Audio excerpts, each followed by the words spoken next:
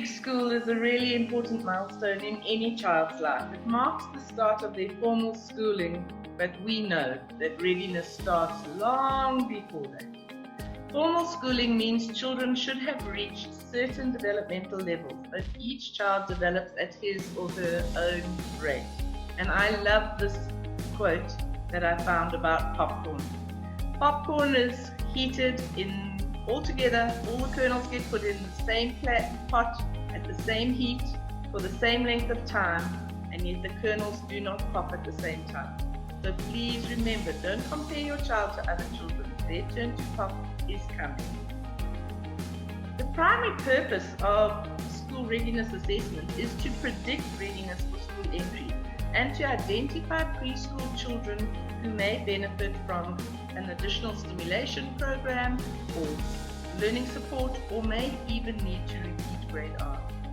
Evaluating a child is much more of an identifying process, taking into consideration the multitude of factors that may be influencing a child's readiness and levels of functioning.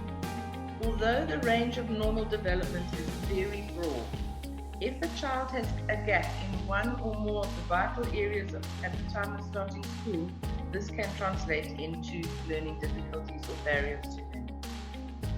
Age plays an important and significant place in a child's development. A premature birth or a low birth weight can impair cognitive development. And research has shown that children born in the beginning of the year are generally at an advantage compared to children born in the second half of the year, especially in the pre-primary and foundation phase levels of school. Home and family environments can also support and affect a child's growth and development. Do they come from a home that's chaotic and disorganized with no routine? Do they speak a different language at home? Many children are cared for by grandparents, and families in rural areas are then sent to the city to start formal schooling. This makes the first few years of school even more challenging than normal. Some children learn English from television, so then our South African words sound foreign to them. They dance instead of dance, just because that's how they've learned it. Diet can also have a huge impact on a child's ability to learn. So you need to check how much sugar and junk is filling their tummies and not building their strength and helping them to concentrate. Grade R children should also all be checked to see if they are able to see and hear correctly. Are they affected by sensory issues? Loud noises, bright lights, touch can all be very distracting and will prevent good learning from taking place. These background checks should form part of any school readiness assessment that you do. In a nutshell, school readiness involves two types of readiness: a readiness to learn and a readiness for school. A readiness to learn means a child is ready for new experiences, tasks or skills that match his or her age. For instance, a baby is ready for solids at about 6 months. A 2-year-old is ready to be toilet trained. A 3-year-old is ready to learn in a group, and a 5-year-old is ready to learn the difference between fantasy and reality. But school readiness means a child is able to concentrate on a task for at least 10 to 15 minutes, even if he doesn't like the activity or want to do it. Big difference there. Listen the first time. Speak the language that's used in grade 1 fluently. Has played outside long enough to now be able to sit still, and is ready to master abstract and symbolic learning activities, which means they're learning to read and write, the alphabet and numbers. Reading and writing should not really be part of a preschooler's world. Playing is. And a child may be aware of letters and numbers, but he shouldn't actually be wanting to find time to read because he's too busy learning a whole lot of concrete stuff. He's learning to think and divide and analyze and reason. He's fine-tuning his ears to hear the difference between far and for. He's working out what in between means and how to control his body and his emotions. School readiness depends on both emotional and scholastic ability. The 5 key areas to doing readiness tests are physical and motor development, emotional and social maturity, cognitive development, which are the mental processes involved in knowing, learning and understanding things, language and literacy development, and good attitudes towards learning. I've given you a bit of a background about why we need to do readiness tests, and I'm now going to hand over to Catherine, who's going to share a little bit about how she managed the testing process in previous years, as well as discuss how COVID has meant we've had to change focus and why we have had to consider how and why we are testing now. 2021 is going to be very different for all teachers all around the world, as we have to make up for lost time and fill in the gaps in children's skills and concepts. Thank you, Jill, and good afternoon, everyone. As a psychologist, it seemed apt to start with the cliched psychological question. So, everyone, how are you feeling this afternoon? Now, I can imagine, just with the topic of school readiness and COVID, that it could be a bit of an anxiety-provoking topic. And I think it's just important that we stop and recognize that. I mean, COVID and the situation in South Africa on many levels is challenging, and particularly if you're thinking, I'm responsible for preparing learners for grade 1 next year, you really are carrying an added burden. Now, I was really excited when I read some research that said this question, how are you feeling today, actually has some research underpinning it. What they found was when they showed adults distressing images, the one group of adults just looked at the images, and the other group of adults was asked to name, how does this image make you feel? And those ones who named how the image made them feel, they were doing brain scans at the time, showed lower neural activation in your limbic system. So what that means is just by naming and verbalizing how you're feeling, you actually lower your anxiety and lower the negative feeling that you're feeling. Now, I felt it's important to share that with you as teachers, because all of you as teachers providing that safe, nurturing space for the children in your class, that is the foundation for providing school readiness. And if we just look at anxiety, and I'm sure all of you can notice the signs, anxiety was a problem before COVID, and I think it's been heightened now. Interestingly, research shows that anxiety is the most common mental health condition in children and adolescents worldwide. And the latest South African stats that I had access to shows that just under 10% of children in South Africa are diagnosed with an anxiety disorder at some stage, girls more than boys.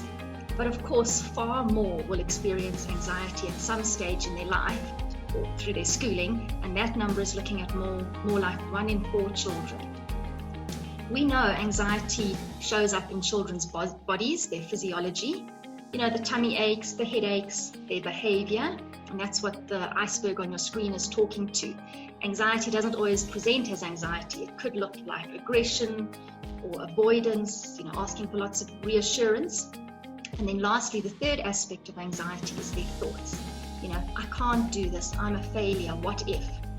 And I mention anxiety because we all know it really impedes children's learning.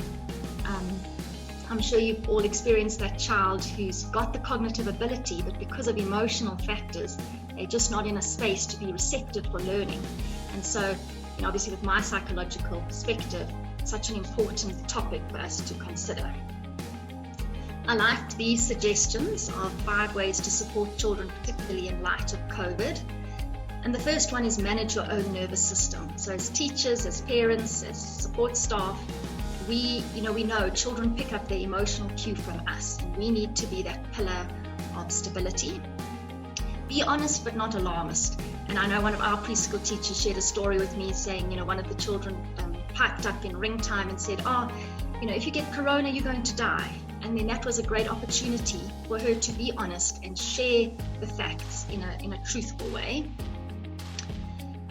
For something like anxiety, it's really important to focus on what can you control. And there's a nice exercise that you can do as an adult or a child. They call it like the donut exercise. So in the middle of the circle, you think about what are the things that I can control. And on the outer ring, you look at what are those things that are out of my control and that we do just have to leave up to the Lord and pray about. But we can't put our focus on those, because then your anxiety will just escalate. And so for a child, it's empowering for them to know these are the things I can do. and then reassure them that grown-ups are onto it and grown-ups are doing what they can do. And because anxiety is such a physical thing in our bodies, we know these practical things of exercise, fresh air, and I'd add sleep and good nutrition are all important. And I think, we've got our beautiful spring weather now. It's just great that our young children can spend more time doing activities outdoors and enjoying the jungle gyms and whatever's allowed in your setting with COVID regulations. Perhaps in your setting you've experienced slightly more separation anxiety with children, and just a nice little technique that you can share with parents or caregivers is that for a child who doesn't want to separate, the mom or the dad can just draw a little heart on their hand, and they can say to their child, this is your love button. If you're missing mom or dad during the school day, you can just look at your little love button. You can just remember that mom and dad are thinking about you, and that's just a concrete symbol of a parent's love for their child, even when they're separated. And what's important for all emotions, but particularly anxiety, is we need to acknowledge it, not minimize it or diminish it, because giving the feeling a name is very empowering. And that also links to this other technique called externalization, and that's where I put on the screen Mr. Worried. So instead of just saying, oh, Johnny, you're so worried today, you can say, oh, Johnny, it seems Mr. Worried has come to visit you. And why this technique is helpful is it separates the child from the feeling, and then it also gives the child some control over the feeling. And you're trying to build their sense of autonomy and that they can have an influence on their feelings. So then you can follow up with questions like, I see, what could we do to chase Mr. Worried away? Or when does Mr. Worried not come and visit you? Or how can we make Mr. Worried a little bit smaller? And then you speak courage and faith and hope into the children in your care, and that's where you have to talk about Mr. Brave. How can you be more brave? Because it's unrealistic many times to think, oh, you just won't be anxious. It's more to say, no, can we make the feelings of bravery and courage be greater than your feelings of anxiety or worry? Now we've looked at those, the topic of how anxiety plays into school readiness. And Jill had just asked me to mention a little bit about how we historically have done our school readiness process here at the King's School. And it's important to look at all these questions, behind assessment. And the question I just want to draw your attention to on the screen is that question of why. Why are we assessing? And I think as you as a team, I don't think there's sort of the right way to do school readiness assessment. You've got to see what works in your environment, what are the resources available to you, who are the staff or other professionals that you can get involved. And, I really believe the teachers are the best resource behind school readiness. And then you've got to ask yourself, okay, what's the why behind it? And to me, what I would hope to get out of a school readiness process is twofold. One, you want to get greater insight into each child's strengths and weaknesses so that you can plan specific interventions for that child. But then the second point is to say, as a school, as teachers, what can we do that will benefit the whole grade? And that's where we've seen over the years, you might have a group who really needs more support in their fine motor skills or needs more support in an aspect of chronological awareness. And then this screening process helps inform that. Just an overview of how historically we've done it. So as Jill mentioned, it's important to just consider the ear and eye screening if that's something that's available to you. Then we really believe in that collaboration. And so teachers and parents, I believe they know the children the best. So a once-off assessment, yes, it can be very insightful, but it's only a moment in time. The feedback from the teachers and parents gives you, that longer-term perspective. And so we then would conduct our screening. And in the next slide, I'll just give you some details about that. We've chosen to do it in May. And now there's pros and cons to that because the timing of the screening impacts, what you can assess. So there's some advantages to perhaps doing it later in the year. We historically have liked to do it earlier in the year so that you can have a good 6 months to plan the interventions, because then we'd involve the teachers in the discussion process and then giving parent feedback. And just if you're interested in some of the detail, at the King's School we chose to use a test called the ASB, It is an old test, so there are others available, but we felt that just gave us some insight into those 8 areas that you see on the table. And this is a group administered test, and again, this is when you look at the how of school readiness. Yes, it's great sometimes to do an individual, more in-depth assessment, but that is different to a group assessment, which we know more mimics like a grade 1 classroom. And then we were able to involve our speech therapist who has a practice at the school, and also our occupational therapist, and they saw the children individually, just so that they could look at those individual skills. You'll see the areas that they focused on. And we did create a score then out of 52, which was converted to a percentage, just to help us looking at, okay, where are the children? But I really am not a person who just focuses on a number, because we know children are so much more than a number, and that's where the qualitative data, the discussion with the teachers and the parents, and really just seeing the profile of strengths and weaknesses is so important. And that triangulation of data, that just speaks to, are we picking this up in different settings and from different people? Now, of course, COVID happened, so we were all pretty much doing online schooling when this process should have happened.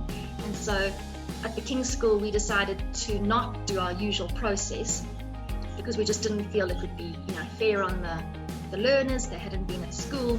And also because of the anxiety that I spoke about sooner, we know in the best of times, the school readiness process can evoke some feelings of anxiety, particularly with the parents, particularly with the students, even though we try and really position it as just an information gathering process to inform support. And so, with Jill and her team of teachers, we decided, okay, we want to just maximize the time left, the next 3 months. And so this was just some useful research that we wanted to share with you, just to say this is not specific for school readiness per se, but you'll see it's talking about the top 10 predictors for learning difficulties. And this was some research from the early 2000s done in the USA, but I think many of the trends would be similar in South Africa. And it's listed in reverse order. So that means if you look down at number 1, 2, 3, and 4, to me, those are the sorts of things that we as preschool team should be looking at. So if you look at number 1, they say this is the top predictor for learning difficulties based on the research that was out there. And it says difficulty rhyming words and other phonological awareness tasks. And Jill, as she takes over now, will just share a little bit more about how do you practically look at some of these areas in the time that we've got left in 2020. Thank you, Catherine. So, the big question in the last 3 months of this year, how do we effectively prepare our learners for the adventures and challenges of grade 1? How do we take these eager and not so eager learners, these noisy, busy, wriggly children who are in your classroom from where they are now to the place we need them to be, so they can start grade 1 with a good attitude and all the skills they need to do well in big school? We cannot, and I stress this, we cannot let them sit at desks and teach them how to develop. We cannot send homework and worksheets home to practice skills that they have no understanding of and they haven't developed correctly. There's no magic formula that says if you follow certain steps, a perfectly ready grade 1 child will pop out at the end of school. So, firstly, you need to look at your timetable and prioritize what you need your learners to know before they start grade 1. During lockdown, most schools have adapted their daily routine, and in many cases, teachers have said they have had more time teaching because there's fewer assemblies, there's not school functions, we're not planning for a concert or doing a grandparents' tea. But we still, on top of that, need to simplify our lessons to ensure that the basic concepts are being covered. For example, children do not need to be reading, but they do need to know all the sounds of the alphabet so that they can use those sounds when they start reading in grade 1. Perhaps you can ensure that your learners know numbers 1 to 10 really well, rather than 1 to 20 or 30 or 40, whatever you've done in previous years, because it's the same skill that they're going to use to break down and build up numbers from 1 to 10 or 1 to 20. Secondly, we found that it's extremely valuable to include the parents by sending home this list of skills that will be assessed during the school readiness program. As all of you know, some parents take it very seriously and become quite competitive about ticking off each item and making sure that their child can do everything in the first week. Others do nothing. So we found that we need to put dates next to each thing, so each item. For example, we'll say on the 20th of September, we're going to check that they know their name and surname and that they can tell me their birthday. And once we sent that home to parents, we got more follow through on each little item. For those of you who still have to offer online programs, putting an assessment standard onto each day's planning that is sent home is also a way to help the parents be aware that you are assessing all the time in the preschool grade. Here's an example of just a prep sheet that we would send home. At the bottom, we would highlight one assessment standard for each day. And it's things like tying their shoelaces, counting in twos. It gives the parents something extra, as well as us as teachers to know what we have to look for each day. It's also important that you help parents to understand how to teach the skills. Don't just say learn on, over, under, between, but rather give them some ideas of how to teach this content using a chair or a table. If a child needs to practice drawing a body image, send a message home and say, draw a person. That's what you'll get. Just the basic. But when you're in class and a child does not put in enough detail, you'll go to them and you'll say, don't you have fingers? Or don't you think you should give yourself some hair? Give the parents what you want to see in the drawing so that they can encourage their child in that line. Online teaching has shown that all our instructions have to be very clear and simple, and they shouldn't be different in the classroom. So if you're making it simple and clear online, make it simple and clear in your classroom as well. Now let's look at the different areas. Physical skills that we need by the time we get to grade 1. These should be done daily and informally where possible. Many teachers are wanting to get their learners behind desks, and in the stress of trying to catch up, you want them to do as many letters and numbers as they can. You can't expect them to know the same amount that children who were sitting in the classroom the whole year last year compared to children who've only been in the classroom 3 or 4 months this year. But if we go outside and use our fresh air and space that we have, you can do all the physical skills at the same time as you're learning other skills, and it's much more fun for the children. It helps to develop their large muscles first before they try and perfect the small muscle movements that are involved in fine motor skills. So being able to hop, skip, jump, balance on one leg, you can practice that while you're counting between the days of the week. Teach the children how to play hopscotch correctly, not just hop, hop, hop and miss the square. Teach them to count the numbers, pick up the whatever they're throwing. All of those little skills will help them in their growth motor development. Throwing and catching a ball can be done in a circle, and each time they throw or catch the ball, you could ask them to give a word that starts with a sound. Today we're doing but, or tomorrow we're doing k, and you can throw the ball and they can catch it and throw back and say a name of a word. Coordination, being able to move around, over, under objects. You do that on the way to the bathroom or in 5 minutes between your lessons in a fun way so that you're reinforcing the vocabulary, such as stand on your chair, lie under your table, walk between the hoops. Fine motor skills are the small muscle movements and muscle coordination, and these can all be reinforced during creative art lessons rather than in a formal handwriting lesson. Most grade 1 teachers will expect children to be able to hold a pencil correctly. It's still debatable what is correctly, but try your best to get those pencil grips correct by doing it during painting, during artwork. Grade 1 teachers will expect children to be able to use a glue, an eraser, and a sharpener. Have you given your grade R child a chance to use a sharpener and seen how long it takes them sometimes to sharpen their pencil? They will be expected to cut with scissors, do zips and buttons, perhaps use cutlery if you have a school where they eat, build puzzles, pegboards, play with blocks are all good fine motor skills. And under fine motor skills, there's also areas of writing readiness. Can the learner work from right to left? Can they write their own name, or at least make the first letter of their name? Can they draw a recognizable picture, especially a body image or man? And can they make patterns across a page? To be honest, I do not believe that writing perfect letters on a straight line is a preschool skill.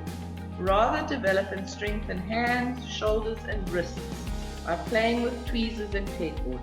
Try writing up against a wall rather than on a flat table, so that their hands and arms are at a different angle, and making letters with Play-Doh can help develop letter formation, but it's also strengthening hand muscles, and it makes it feel like it's fun rather than doing pages of writing. Cognitive development. These are the skills that we associate with school learning, as they are the processes we need for future formal learning. Please do not give pages of worksheets to assess if they have these skills, but rather have games and concrete learning opportunities that actually use objects so that the child can experience the concept. In preschool, learning at an abstract level only occurs if it's preceded by concrete and semi-concrete experiences. Concrete experiences involve actual objects that can be handled, smelt, touched, sometimes tasted, and are usually 3D. So teach maths concepts with physical objects and not just on a whiteboard or on a number line. It's much more important that they physically see how numbers work and how they are made up and how they're broken down and how they increase. It doesn't have to be expensive. Children will count rocks, leaves, as well as counters and play fancy games. They will do simple activities with fun. Teach phonics by collecting items and making sound boxes. So you collect up items that start with all the different letters of the alphabet, and then the children can work and play with those sounds, and you'll be amazed at how quickly they start saying, I found a banana that starts with B, and that's how they increase their knowledge of sound. Semi-concrete involves things that are flat or 2D, and it's much more complex for a child because now they have to remember and associate and compare. Abstract levels involve concepts like days of the week or plus or minus, and these concepts are much more difficult and occur more often in formal school. Many children have to cope with learning the pictures of the language, which are letters and numbers, without knowing the sounds of the language. So in 2020, I think more concrete work will lay better foundations and ensure that grade 1 teachers will be able to build on these concepts and skills easily. A child who can break down numbers from 1 to 10 with understanding will be able to apply that skill to much bigger numbers too. You may have taught many more numbers in previous years, but our year has changed, so rather concentrate on fewer numbers but more understanding. As far as language development goes, do they sing nursery rhymes or simple songs? A class that is singing while they are working, developing language. Can they have a conversation with an adult? Have they got age-appropriate vocabulary? We don't expect to have baby talk by grade R.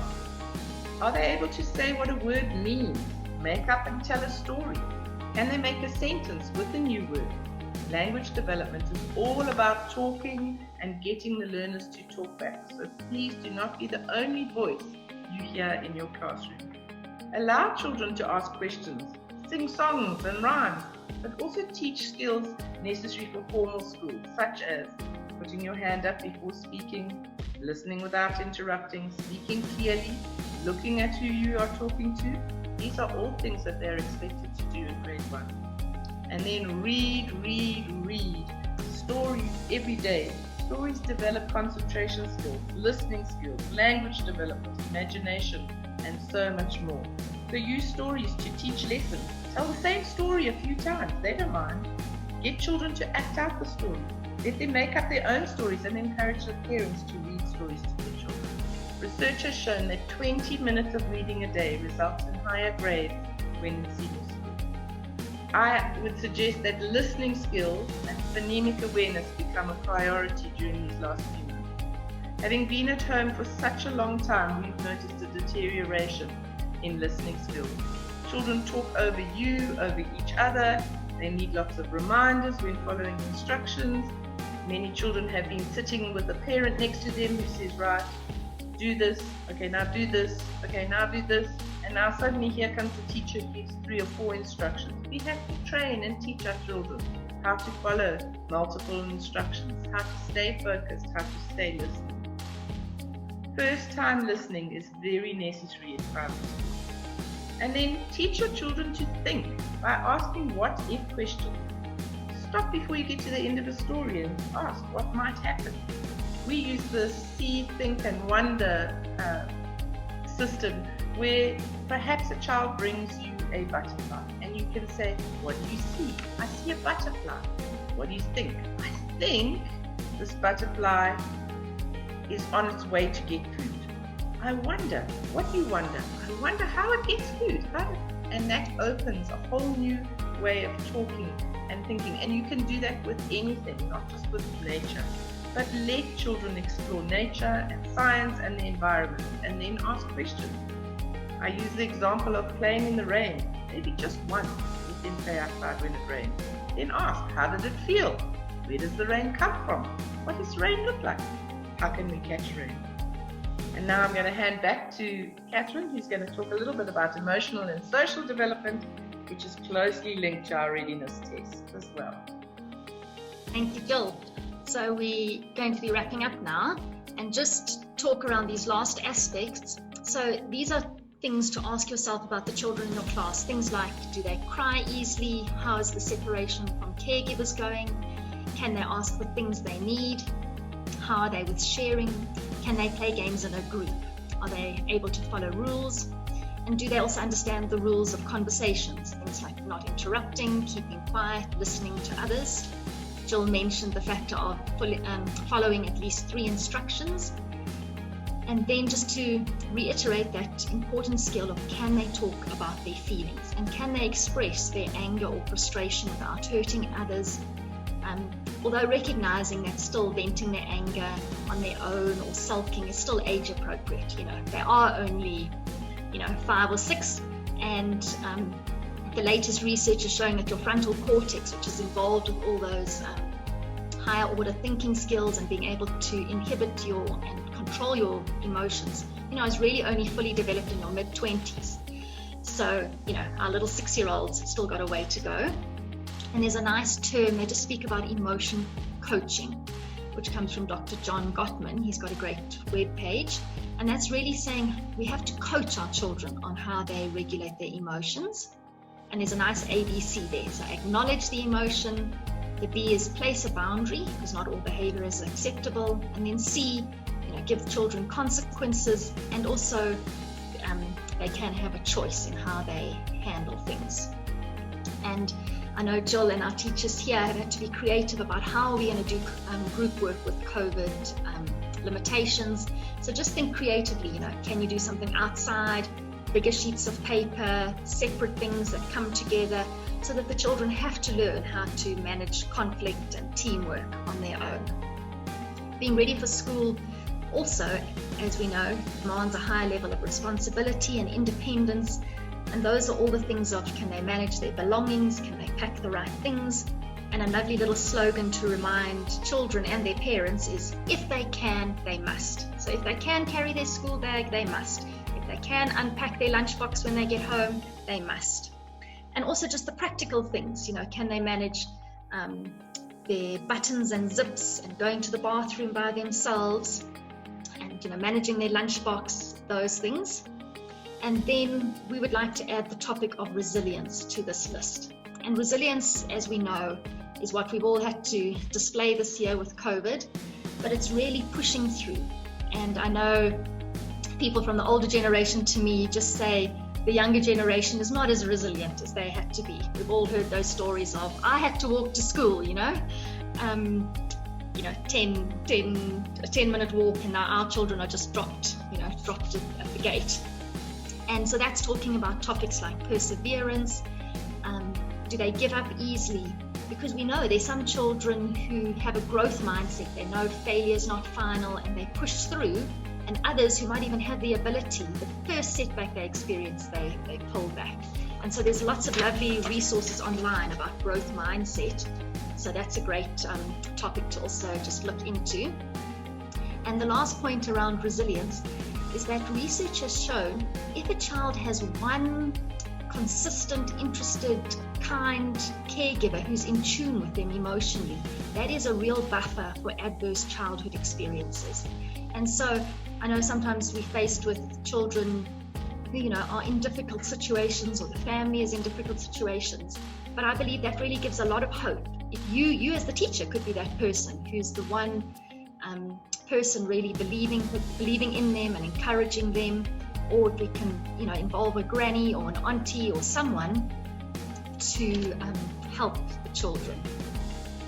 Also, just looking at attitudes towards learning, spoken about perseverance, curiosity, concentration, and those are all, as we know, such important skills as they're entering formal schooling next year.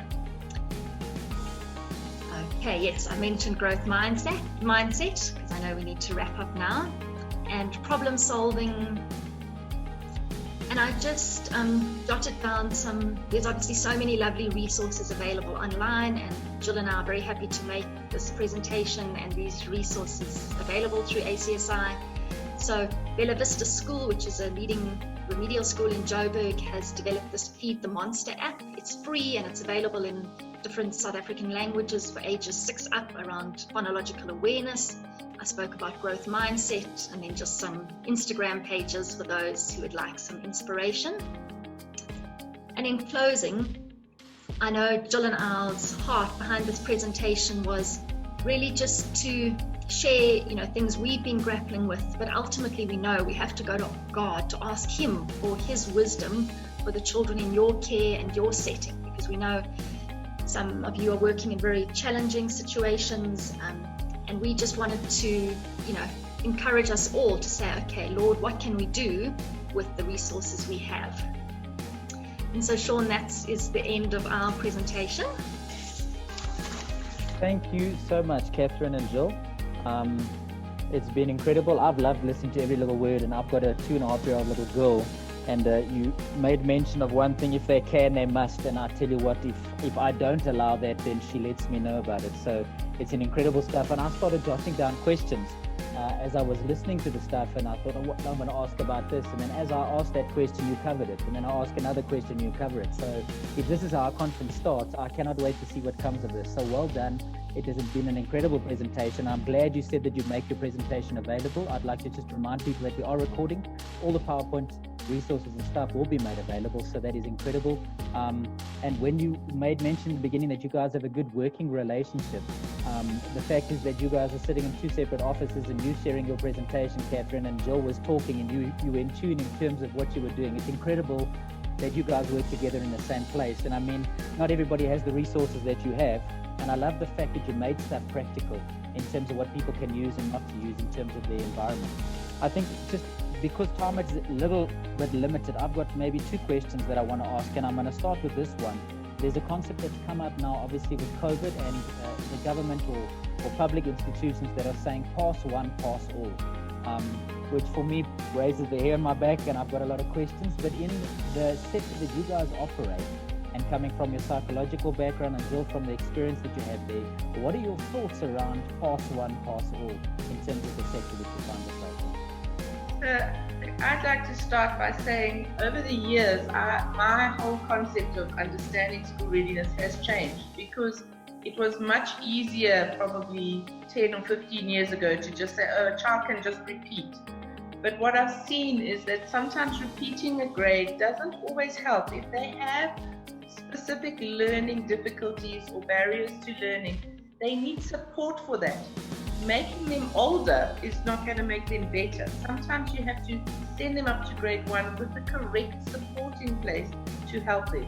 So pass one, pass all is always going to be a touchy subject for me, because the children that I think should repeat grade are the ones that are battling on a social and emotional level, because that needs more time for it. Children that are battling perhaps with phonemic awareness or fine motor skills or perhaps maths concepts, but are strong and emotionally ready to go to school, are going to cope with grade 1 if they get the academic support they need in grade 1. So from my side, I would say that over the years I've learned and said each child has to be seen as an individual, and if they are ready for learning in a formal environment, you have to send them up with the right equipment, whether it be an OT, a speech therapist, or different tools or ways of learning, which is why doing the concrete is so important, because if they have a better understanding, they have a better chance. I don't know if Catherine would like to add. Yes, and I think just to add, we're privileged in our setting. We've obviously got our grade ones on site here too, and so we can collaborate with our grade one teachers. So maybe, I think with COVID, the grade one teachers know next year's cohort of grade ones are not going to be in the same place. And I think maybe just to encourage the schools that are listening is to, if your grade one teachers are on the same campus, then you can do that collaboration. If you've got schools that you feed into, I think to go and have those discussions even now, to go and hear from the grade one teachers, what would they like you to focus on, and you to tell them, look, this is realistically what we're going to do. Like Jill said, even number concepts, maybe more the phonological awareness, not so much the written alphabet, just subtleties like that. And then I certainly agree with Jill, we've worked with students from preschool all the way to MATURIT. And I think if you've got parents and families that partner and passionate educators, we do see amazing growth when the support is put in place. Okay, no, that's cool. I like it. I approve of your answer. But what I am going to do and is ask of you guys is that you'd, and I think that's half the heart of what we do at ACSI, is that we become resources to other schools. And you've mentioned now, Jill, you mentioned it, and Catherine, you've mentioned it as well, in terms of when they go to a grade and this cohort being different, and there might be a few things that need to be sort of honed in on and changed. You can't always have a speech therapist in a school environment. You guys are privileged to have a whole lot that you've listed. So I want to encourage those schools that are out there that are maybe not as well resourced to tap on your guys' door, knock on your door, and ask for practical ways of when, like you mentioned it, Jill, if they are capable emotionally and socially to go, then let them go, and you can teach them the skills as they go on. Maybe for them to knock on your door and say, what practical ways, if we don't have a speech therapist, what are practical teaching ways or practical tools that we can use in those environments and those settings? So I want to encourage our attendees to definitely make use of that, and I'm hoping I have your guys' permission, but I'm putting it out there anyhow, and I can ask for apologies later. And then I think maybe the last question before we close the session, and I want to say again, just thank you so much for your expertise, your time. You guys have been brilliant, and I don't say that lightly, and for those words to come out of my mouth, takes a lot. So excellent is one thing, but you guys have been brilliant. Post-COVID, and Jill, you mentioned earlier on about the lack of assemblies now has actually led to better teaching time. So post-COVID, when we come out of this pandemic or whatever it is that you want to call it, what should stay and what should go? So you mentioned an assembly thing. Would you say an assembly should go away? What should stay and what should go? Just in a short sort of sum of that. I don't know, Catherine, Jill, who wants to tackle it first? Okay, so one of the things I've done as the head of the department is to say to my teachers, please have a look and let's see what works better and what we can miss next year. So for instance, we had to divide our playground up into 3 different areas and change our playtime. Instead of having the whole school outside at one time, we've got 2 separate playtimes. And actually what we found is that the junior grades have benefited from that, because the older children run faster, grab the bikes, climb the jungle gym, etc., faster. So now by having separate playtime, we've realized we can offer the younger children more outside time. In the same way, we've said doing things slower has been forced on us, but actually we're seeing better results. So by this time, normally in previous years, we'd finished doing the alphabet and we were looking at doing rhyming words and opposite words, whereas now we've done that as part. Each week we bring in rhyming, opposites, time, etc., but we've slowed down, and instead of doing a letter a week, we've done a letter over 2 weeks. Instead of concentrating on numbers 1 to 20 thoroughly and counting up to 100, we're now doing 1 to 10 thoroughly and counting to 20 and 50 and whatever. But it's not there's not the pressure on being able to do that. We were giving out little reading books earlier, and we found that the children have not missed it by not doing it. They are still having a lot of fun. We have got 100% of our children back at school. 3 children haven't returned out of our group. And it's because they are all excited about learning and about what is happening at school. And it's just making it practical. Let them do it. They learn it if they do it. I learn things when I do it. This was a learning experience for me. learning all this, and you learn it as you do it, and so much more for children. Let them do it. Awesome. Catherine, any closing thoughts from your side? Nope, I think Jill covered that well. Well done, Jill, is what Catherine was saying there. But on a very honest note, and again, I love some of the practical stuff, the drawing of the heart, because I'm thinking of my daughter going to school, and we've sent her now. The drawing of the heart is a practical thing. That whole Mr. Worried versus Mr. Brave concept is practical stuff that you can be using, that you're separating what they're feeling from who they actually are. And I love those concepts. So I really want to encourage you again. Thank you so much for your time, Jill, Catherine, your expertise. You guys have been incredible. I've loved spending the time with you and listening to. I now see why Kathy Moore asked for you guys to be part of this conference. It has been incredible, and it has been a learning curve for everybody. And it's not just an age thing. I think it's just a timing thing and how we've had to adapt and change. So we're very excited to see what comes of this. So thank you again. I think one key concept that you mentioned right at the end, and it was all about what one kind caregiver can make such a big difference in a child's life. Regarding the resources and stuff, put that aside. But if you could be that one kind caregiver to the child, it boosts who they are and what they're doing emotionally, socially, and obviously educationally. So I love that concept that you brought in. So thank you again for your time, and we appreciate it. We love you guys. We'll make the stuff that you've shared with us available. You've obviously already given that permission. I've got it recorded, so you can't go back on it. But I think just in closing there again, just to thank some of our sponsors in terms of their prizes, Cambridge University Press, PlaySense, and SA Toy Trade for the prizes that you have sponsored in terms of the WhatsApp groups and the Facebook competitions. So be reminded about that. We're going to close now for our first 10-minute break. Thank you for joining us. Go get some coffee, and as Sean Moore would say, go for a wee break. I don't know, that rolls off so much easier off his tongue than it does off mine, but he loves to say it, so I'm just putting it in there. But enjoy your 10-minute break, and we'll see you guys in the next little while. Thanks again for joining us.